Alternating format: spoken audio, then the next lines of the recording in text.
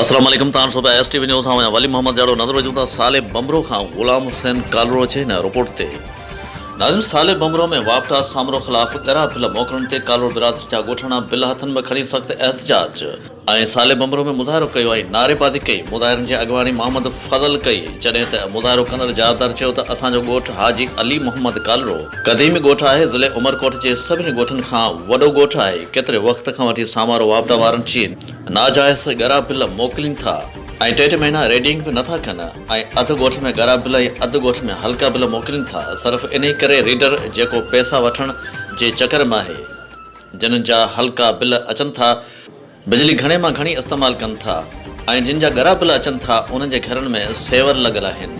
असां काफ़ी भेरा चयो आहे पर ॿुधनि नथा ऐं बिजली बि वक़्फ़े वक़्फ़े सां हले थी। ॻरा बिल भरे बेदार थी विया आहियूं। असां वस वारनि खे इतला था कयूं त सामारो वपडा ख़िलाफ़ क़ानूनी कार्रवाई कई वञे।